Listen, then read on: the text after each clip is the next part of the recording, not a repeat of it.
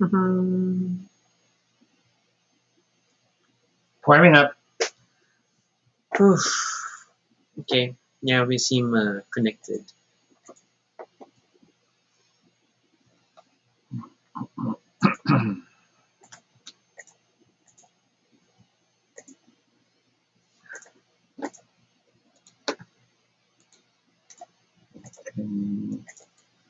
Manually resharing our feed.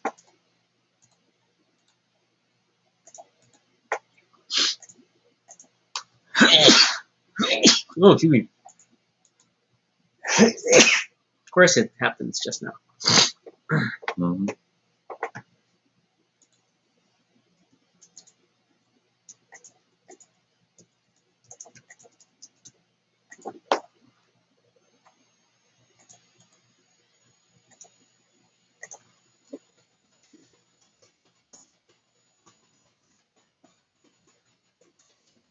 If you have joined the stream, know that we're about to start. We're just manually resharing.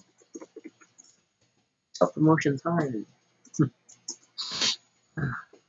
Or I think that we should we start a page, and then, but it also means like restarting the audience. Hmm. If we move to a page, then all the more people Hey really won't Lance, get nice to notified. have you in the show. New. We're just manually resharing the feed. Please do feel free to do the same to help us out. Yeah, we're talking about another tiny board game today. Oh, yeah, that preview image.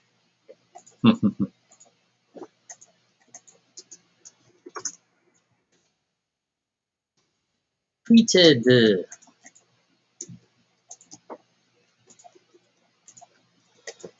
Alright, link posted, reshared, YouTube monitor running as well. And then you've reshared on Twitter. I shall also reshare on Twitter. Well. It's a long Monday, guys. Super long Monday.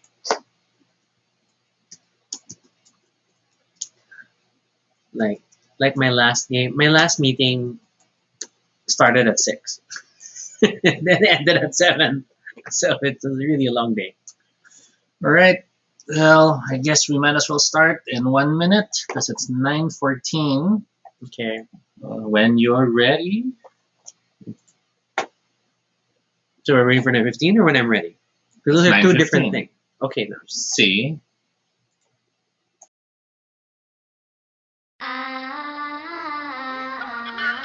Oh yeah! Really great!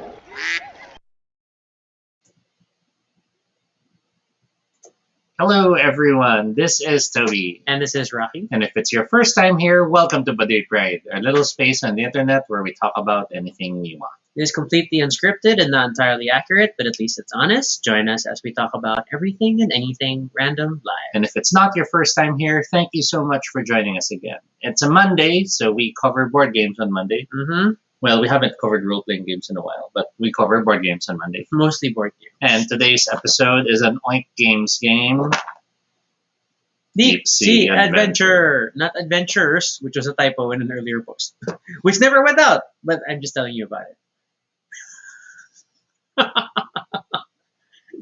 Deep Sea Adventures. And so we're wearing jellyfish. Yes, we're wearing jellyfish. We're wearing jellyfish.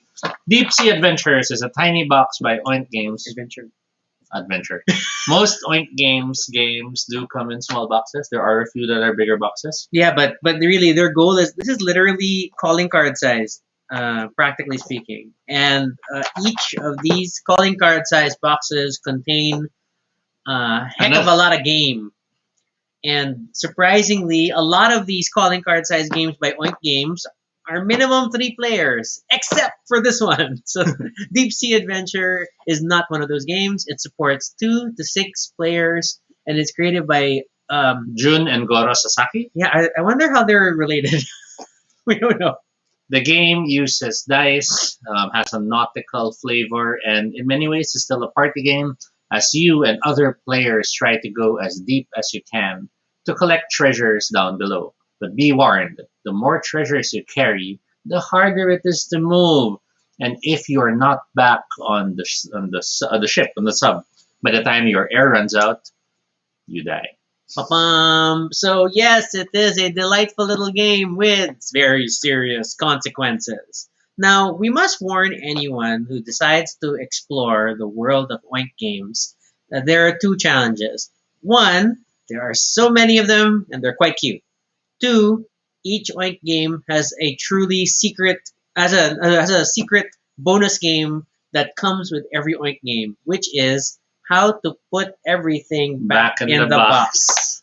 Deep Sea Adventure is one of the easier ones to. Wow, it's super bright. You'll One of have the to easier really ones to angle it. manage. Ah! But because it's mostly smaller pieces, so you actually have two standard dice that are wooden. You have a bunch of these cardboard tokens, and they are of different colors to represent the different depths that you can travel to. For example, this and you can't there you can see it a bit. It has 2 pips, so this is closer to the shore, and it only offers 4 points. Whereas this one, which has 4 pips on it, offers 12 points. But you won't really know that because you're gonna play this with the pip size up. Beyond the tokens, which are used to determine the depth and the treasures you may find, there are round tokens to determine empty spaces. There's the submarine, which tracks the oxygen level, It's a solid piece. and there are actually wooden tokens.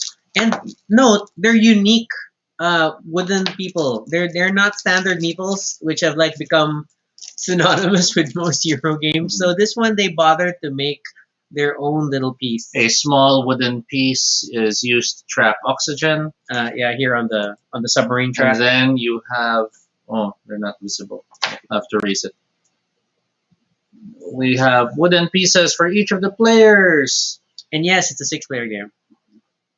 There's numerous colors for each one, and if you look very carefully, you will notice that there is a face for each diver because you have to keep track where they're facing in the game. Yeah, so that's why they couldn't go with like the very classic meeple shape.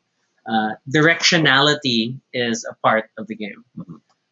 So, what happens in Deep Sea Adventure is that you will sort the different pieces into their stacks by pips, shuffle them in their respective pips, and then start to make a trail starting from the submarine going out, and it will contain, all the pieces in pip order. So it will randomize what points are there.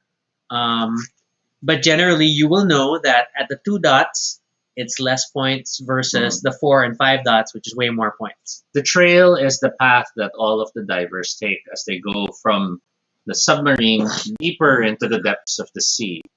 The objective, to go as deep as you're willing to go, because each of those pieces, as mentioned earlier, can house points behind them.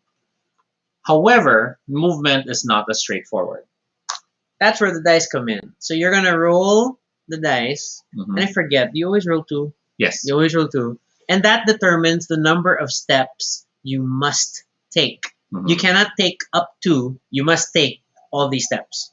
And in the beginning, that's kind of cool. Let's go far, let's go far. But on your way back, things kind of change. Worse, the dice are not actually 6 points Oh, per face. yeah.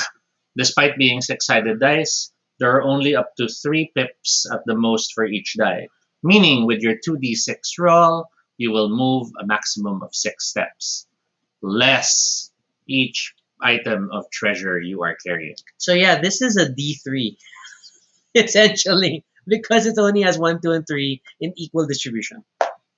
So as you pick up treasure pieces, for example, and you want to bring home 5 points, this affects the dice roll, which means if you carry too much, unless you roll super high, you're stuck in place. And sometimes the only thing you can do is to drop the treasure so you can start moving again. So to be clear, you will roll, you will move the number of spaces, and then you decide, am I picking up this Mhm. piece of treasure or not? So you're generally always standing on a piece of treasure, at least in the early game. Later on, as treasure is taken out, it leaves empty spaces, which Mhm. are marked by the circles with the X.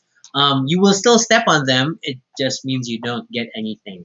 So um, at any point, the number of treasure you have acts as a minus to your die roll to your future die Mhm. rolls.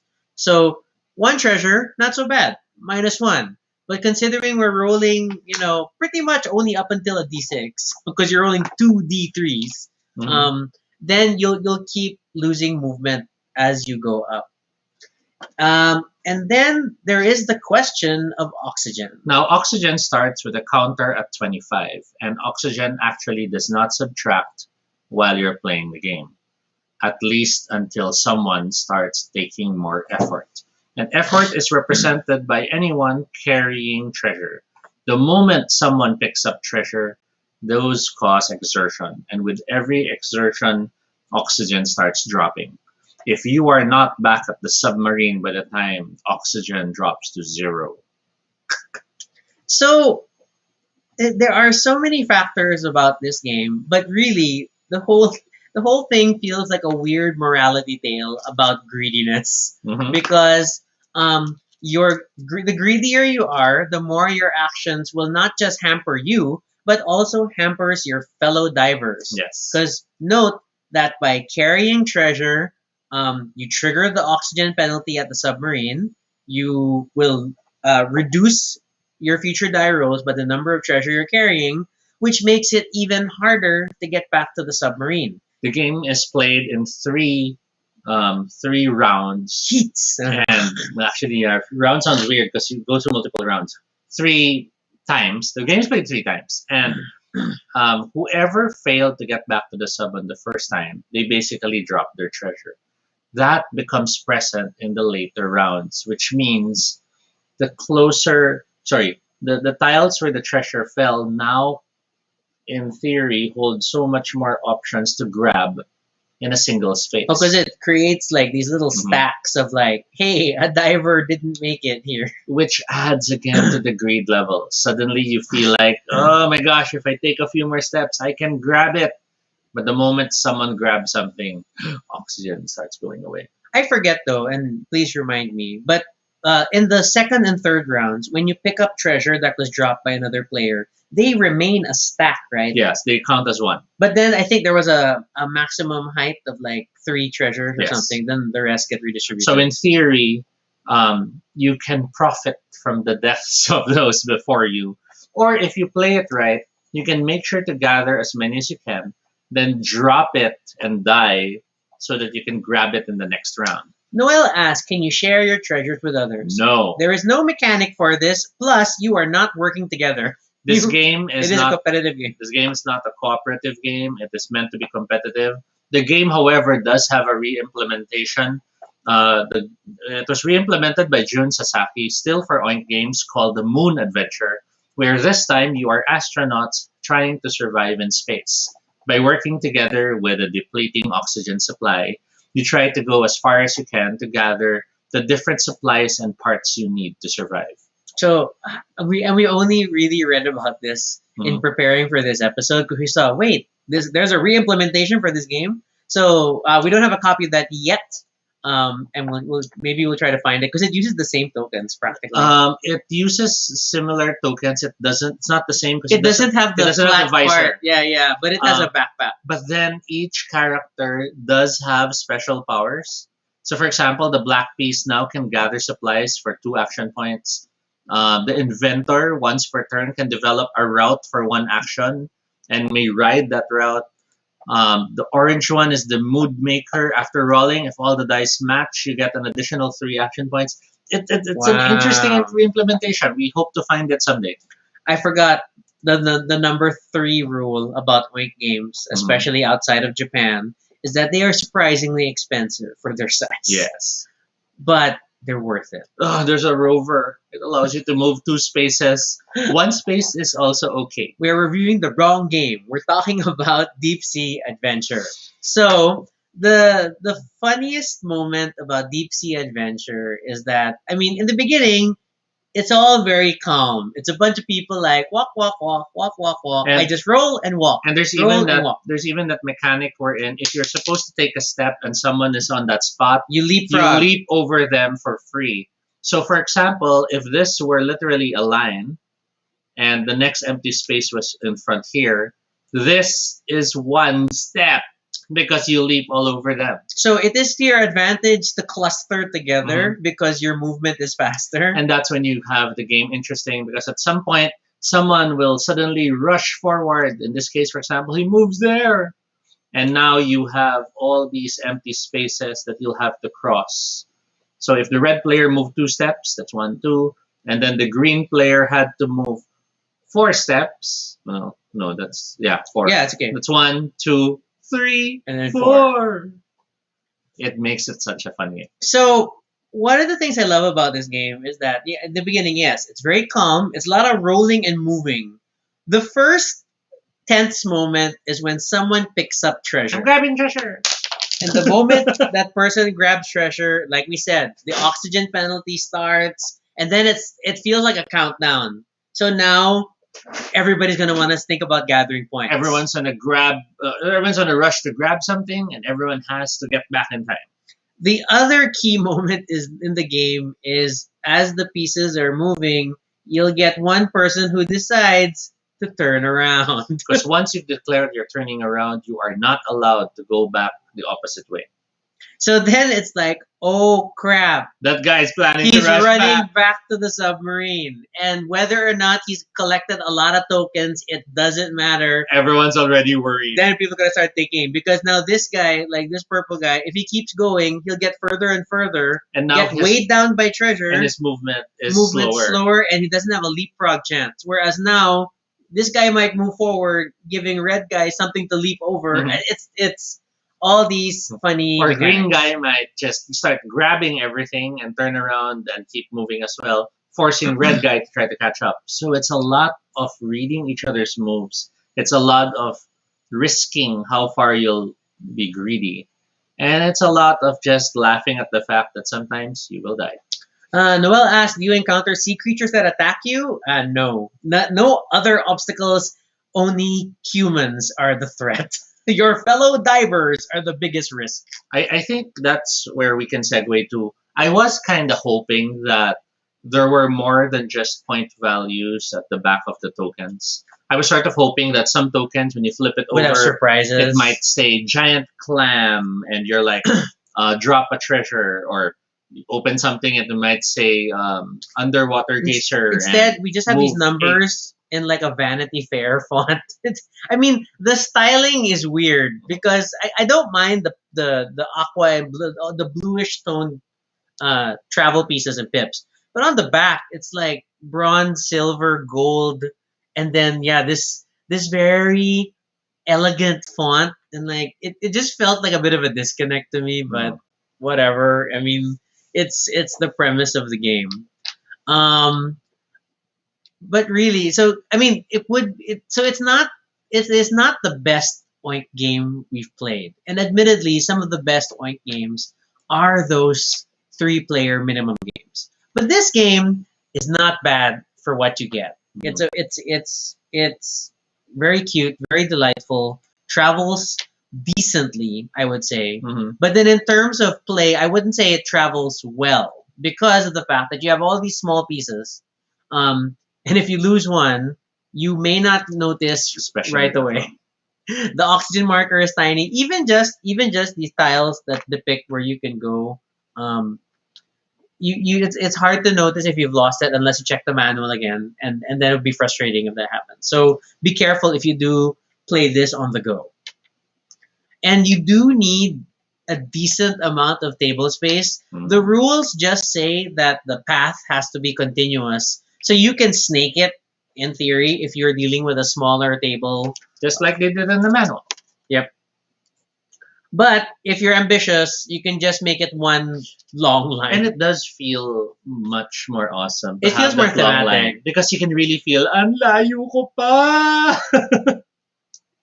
Um, Realistically, especially in your first game, people are going to push too hard, and they will not fully appreciate how much a loss they're gonna feel Mhm. once they're carrying stuff, and it's very likely that people will die in the first game, or the person who makes it back to the submarine collected the least interesting point tiles. Like maybe he went as far as the two or the three dot pips at the most, and then turned back immediately, um, because he prioritized saving himself versus like getting higher point treasure. And then it gets super crazy in rounds two. I think the genius of the game is that deciding to have it multiple rounds. Because if you just played it in one round, it's a not super satisfying experience. Mhm. The fact that you can play multiple rounds gets crazier because of those new stacks created by players who didn't make it back to the submarine. Suddenly, it's like these big bonuses that are so much more worth it. And the funny rule is that once they are clustered together like that in a stack, they still count as one treasure. And so it's really more efficient to like wait for players to expire in the first round and steal their treasure in the second round if you can. So the game does have a max of 6 players. Um, the lesson it teaches about greed is amazing because um, grabbing more chips means more points, but grabbing more chips means the oxygen drops faster, and it also does mean you move slower. Each chip is a penalty to both oxygen and the dice rolls, and take note, oxygen loss happens at the start of a player's round. Yes. So smart players can pay attention to how many of the other players don't have chips yet, because those become rounds where the oxygen doesn't drop. And it means even if they picked up something within that round, that penalty doesn't affect you yet. It will affect them at the start of their round. The only other game we've played would have a similar like time pressure mechanic is Clank, Mhm. where you start Yes. in the depths, and your goal is to get back to the castle, or at the very least above the surface. Otherwise, you even though you collected a lot of treasure, you're not gonna make it out, and they don't count during the scoring. So it's funny how, and you think about Clank. Clank is a deck building game in a much bigger box, and this provides a fairly similar streamlined experience in a calling card sized Mhm. box. So that's pretty impressive. And I think that's the big appeal of a lot of these Oink games, which is why we have built up a bit of a collection of them, because they offer such sort of big box board game thinking in very small quantities of components and pieces. And no two Oink games are like truly the same, except maybe for that Moon Adventure where they finally re-implemented something. But so many of the other games are like very novel, and Mhm. we've been weighing about whether to talk about Oink games collectively or individually, and I think that each game is still solid enough to talk about on an individual basis. And there is that desire to try to get them all. Yeah, which is an irrational thing. There's like a bunch of Oink games that like, are we really gonna get this one? I don't know. Mhm. Like I think Troika, we're uncertain of getting Yeah. Troika. Durian, Durian. money bags. Money bags. Yeah.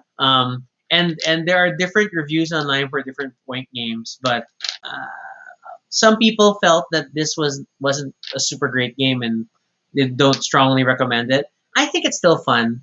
But then again, we're also the same type of people who enjoyed Mice, which is another it's a postcard sized box, so to Mhm. speak, that contains a full board game experience. Yeah. Similar hopping mechanic. Yeah. When it comes to available spaces. And again, But then uses cards rather than dice to determine movement. yeah. Mitch asking, what's our top Oink game? Ooh, that's a hard question. I think it depends on for what reason. Hmm. If it were party games, I'd still choose Insider over Fake Artist. Insider is so good. But I then love if Insider. it were to be a more serious game, Startups.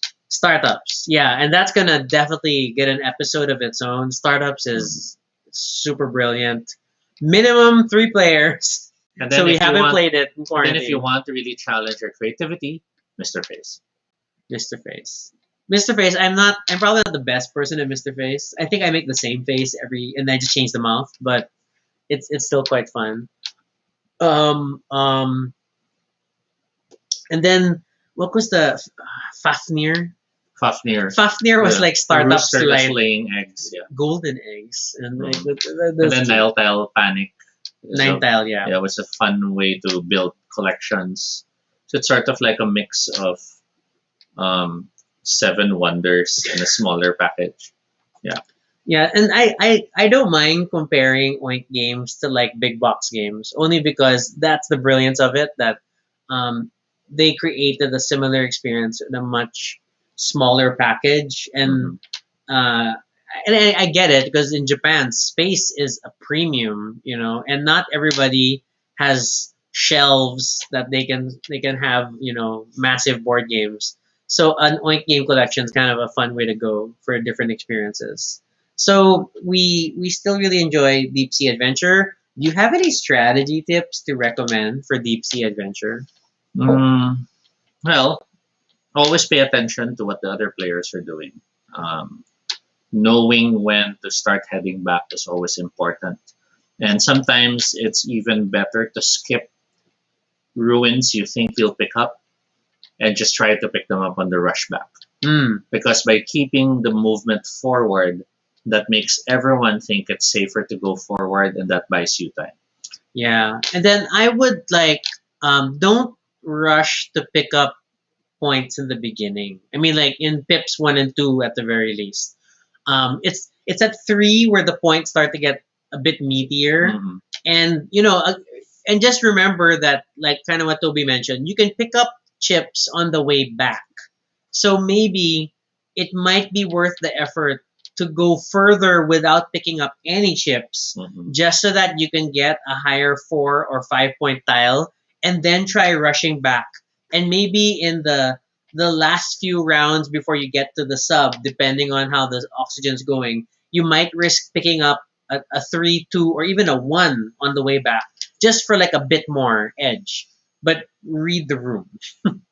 Sometimes it helps to be the last one heading back because those ahead of you might drop their ruins in order to reach the submarine faster, but then those become things you can pick up. So consider that. Oh yeah, and then don't underestimate the value of the empty spaces, because empty spaces are the only places where you can drop treasure after you've picked it up. And naturally, depending on how the game went, the empty spaces will start or tend to be towards the end also. Mhm. So it doesn't give you many options. Now, Noel asks, can you not just not leave the sub and wait?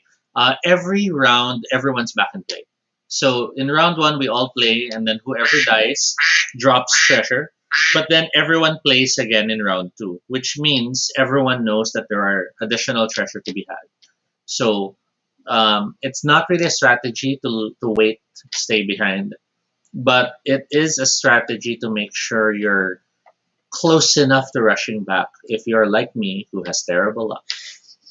From a game rules perspective, at minimum, you're probably gonna have to move forward in the very first move of every Mhm. dive, and then you can technically turn back and go back to the submarine. I mean, if you wanna, there is a way to do it with the rules. You're probably not gonna have points. I don't think you're gonna win. But that is one way of doing it. Because unlike Clank, when someone gets back to the submarine, it doesn't trigger like additional endgame timers. Yes. Like, because Clank, the danger escalates when someone gets back to the top. Like in original Clank, it starts a 5 round timer before the dragon kind of just defeats everyone.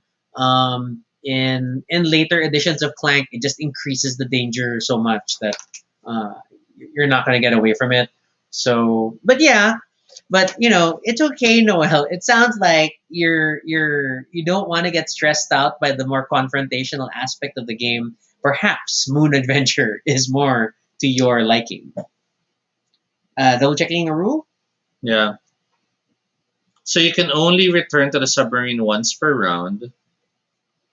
And then reduce air happens at the beginning of someone's turn.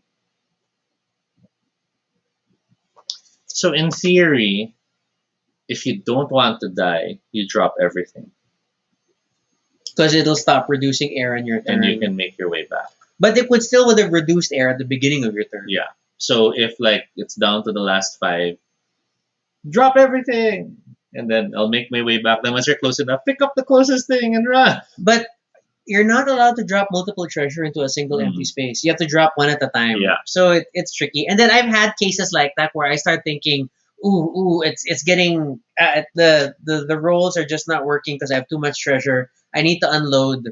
But then I'm past the point in the path where people had empty spaces and they got treasure. Mhm. So then I didn't have options, and then I died with the rest of the greedy divers. So it's hard to read. It's hard to read. But it's quite the fun little challenge. That's true. Yeah, so that's Deep Sea Adventure, which marks the first Oink game we've actually talked about on the show, I think. Other than the time when we talked about Oink Games among the Interesting games that mechanics. have interesting mechanics. Yeah. So don't worry, we got a lot more of these to cover. We have quite the Oink collection, but we super appreciate you joining us tonight and going on this little adventure. Jellyfish. Yeah, we tried to think about what games do we have that involve water because it's the rainy season. This is what we came up with. Sorry, it's a bit of a stretch, but we also wanted to do fireworks, but we only have one game related to fireworks, so this is it. Oh, Noel asking if there's an online version. There might be online Tricky. versions. I don't recall seeing official online versions. But then, isn't it? There was a Kickstarter also for Oink. They're trying to digitize many of their games and bring them to the Switch. But that's that's still in progress, right? That project isn't quite done.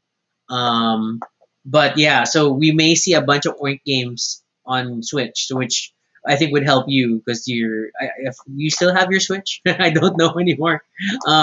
We have never gotten into the console, but not against it. Not against it. So Dicebreaker, the website does mention Nintendo Switch. It's just articles featuring the Switch thing. I'm hoping. I'm looking for the. There are no details on potential release dates for any of the Oink digital games. Okay. But I'm looking if how the Kickstarter went. I'm pretty sure it's funded. So 1,600 people pledged 6 million yen to bring the project to life. But what was the goal? Can you scroll up a bit in the middle part? The goal was 3 million yen. Okay, so it got double as Kickstarter goal. So that's pretty good. Because it's yen always throws me off because then like millions of yen. Not that big when you convert it. I know. But yeah, so that's definitely an option to explore. And again, this is one of the rare Oink games that you can play with 2 players. So it's feasible if you're trapped in quarantine together like us. Whereas many of the other Oink games that we super love, like Fake Artist Goes to New York, Insider, Startups, they're all 3-player games. Yeah, and some of those have unofficial digital versions you can play on that. Yeah, and we'll get to that, I guess. Deep Sea Adventure is listed as one of the mods that exists in the Steam Workshop for Ooh. Tabletop Simulator. So you Ooh. might want to check that out. But again, those are unofficial. So if you do like it, please support the game and buy it. Yeah, wait, buy the physical game or wait for the Kickstarter release for Switch. We funnily now own 2 copies of this. We own an English version and a Japanese one because Toby got it bundled with some other games in the secondhand market. We will probably, I don't know, we've been having this discussion about do we want to gift it to a friend to share the Oink love, but it's also a game we like and it's kind of fun to have both versions. Yeah, and we have been steadily increasing in the number of duplicate games that we own. That may be an episode in the future of Mhm. games that we own multiple copies of for some reason or another. And the first one we had of multiple copies, it was not Pret-a-Porter. No. Wow. What was it? What was it? Pret-a-Porter was definitely the most prominent one. Mhm. But then the others, like Robinson Crusoe, we just upgraded. Suburbia now is a duplicate because we Mhm. have the Collector's Ed, which replaced the Mhm. existing. Terraforming, it's still technically a storage box. Tricorium, we didn't own the original. Galaxy Trucker and Dungeon Lords, we got the collected editions without getting a duplicate of the original. I can't think of others. And then like Twilight Imperium Rex, But we got the Doom shouldn't game. we count stuff like Dixit, where we bought we bought Odyssey, which basically was the base game with additional cards. Technically, each have contained the original cards. Oh, So then they kind of work alone, which is why I was so happy when they released the Dixit Journey expansion box, which was the original cards from Dixit Journey, which was an alternate starting game, and then to round out the collection. We're just saying things, that are like game very related. neatly stacked. Oh, there were bags. Okay, and then flash fact: both copies of Deep Sea Adventure that we own were both secondhand because that's how Toby's been acquiring these games. Okay, I think I think that's it. that's it. That's our episode on Deep Sea Adventure, no S. And we are excited to cover more of the Oink games in the coming weeks. We have so many other topics in store for you, including tomorrow we are talking about Cheese. Were we talking about cheese? We're talking about Yes, cheese. we are being cheesy as we talk about cheese and all kinds of cheese, queso, and all that. Thursday, we're trying something which I don't know if we're going to be super great at, but we just wanted to do like in broad brushstrokes, talk about what's been announced for MCU Phase 4. So that's the Marvel Cinematic Universe, Phase 4. We'll talk about the upcoming shows, the shows that have already come out, and what we think about the franchise, not just the movie ones, but as well as the source material they're touching on. Yep. But then Friday Friday! is the one about Friends, and Noel will be our guest as we talk about the show and how it feels like they spied on me as they wrote that darn show. Yeah. So, in anticipation of Friday, though, if you have please help us compile different quirks or moments of different Friends characters that you think might apply to Toby, and then we'll compare to like what they happen. It was only midway that I realized that, oh man, we should have been taking notes while watching the show because creepily a lot of things kept coming up that were very similar to Toby. So, yeah, I mean, the one about Friends for Baduy Pride may actually be the one about why Friends is somehow based on Toby's life. Very strange. But no, I have not gotten anyone pregnant. But I guess that's all the time we have for this episode. We had a lot of fun, and we hope you'll join us again next time. For questions or suggestions for future episodes, fill up the Google form at bit.ly Baduy Pride Ideas. Today was though a topic we chose, and a lot of our board game features focus on stuff that we have in our collection. It's harder for us to feature games we don't own. We're also inviting everyone again to please send in topics, whether it's role-playing games, whether it's other topics, shows, books, etc. We'd love to know what you want to hear from us. You can follow us on Twitter, Altoby No Shade, RG Suniko. You can also check out our blog, baduypride.com, for all the previous episodes and stuff about us. Feel free to continue the conversation in the comments below and let us know what you think about this little Oink game. And are you excited to try it or get a copy of it? Of course, check it out.